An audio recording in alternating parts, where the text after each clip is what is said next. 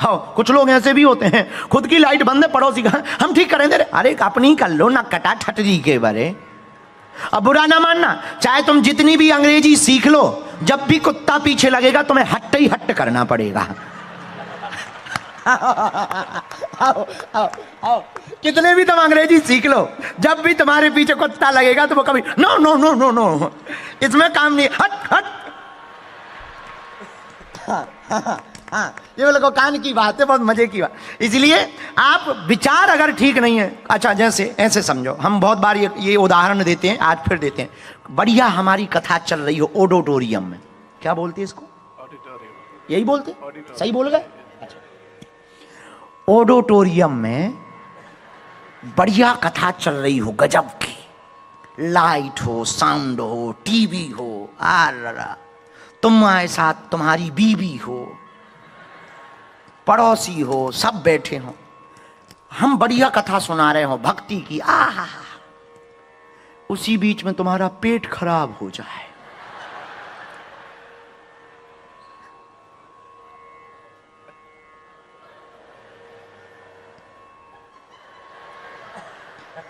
हम कहें कि भक्ति करो, तुम कहोगे गुरुजी जल्दी करो।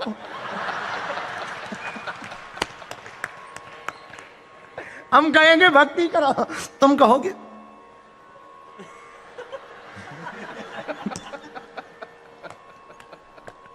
अब बताओ तुम्हें क्या कथा अच्छी लगेगी? जरा बता दीजिए। अच्छा चलो, पेट खराब ना हो, गैस हो जाए तुम्हें भयंकर, अब निकले ना तो तुम्हें इतनी गर्मी महसूस होगी,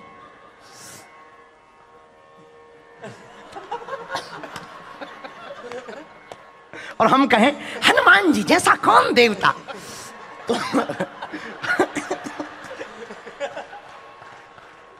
तुम कहोगे ठीक कह रहे गुरुजी, लेकिन तब तक कोई पीछे से धक्का दो, गैस,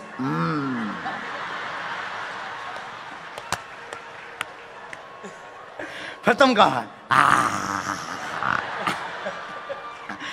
श्री राम जय, अरे गुरुजी बहुत बढ़िया कथा है, बहुत बढ़िया कथा है, बहुत हलवा खाई, कथा बढ़िया है, अभी थोड़ी देर पहले इससे बढ़िया सुना रहे थे, लेकिन तुम डिस्टर्ब थे, अब गैस क्या निकली, तुम हल्के क्या हुए, अब तुम्हें आनंद आने लगा।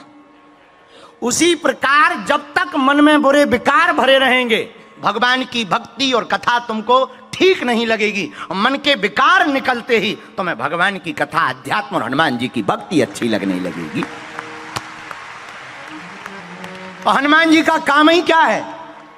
कुमति बार सुमति के संगी, महावीर विक्रम बजरंगी, बोलो बोलो बोलो, महावीर विक्रम बजरंगी। तो बढ़िया गुरुजी कौन है दुनिया में? कौन है? बोलो बोलो। जय जय जय हनुमान गोसाई, कृपा करो गुरुदेव की। जय जय जय हनुमान गोसाई, कृपा करो गुरुदेव की नाई। श्री राम जय राम, जय जय राम, श्री राम जय राम जय। पीछे वाले दोनों हाथ उठा करके, श्री राम जय राम, जय जय राम, श्री राम जय राम जय जय राम। जय जय जय हनुमान गोसाई, कृपा करो गुरुदेव की नाई। हनुमान जी का काम क्या है? हनुमान जी का काम गुरु रूप में भक्त की बाएं को पकड़ करके भगवान से मिलाना, भक्त की को गोद में उठाकर भगवान की गोद में डालना, ऐसा किसी को किया? हाँ किया। आहा, किसको? रामादल में युद्ध होते हुए लंका के समय में लक्ष्मण जी को शक्ति लग गई। आहा, मेघनाद ने बाण को चलाया और शक्ति लग गई, लक्ष्मण जी गिर गए। मेघनाद उठाकर ले जाना चाहता था पर उठे नहीं। हनुमान जी महाराज पहुंच गए, मार कर प्रहार करके भगा दिया इंद्रजीत मेघनाद को। बेहोश पड़े लक्ष्मण जी को हनुमान जी ने गोद में उठा लिया, गोद में उठाकर राम जी की गोद में डाल दिया। प्रभु,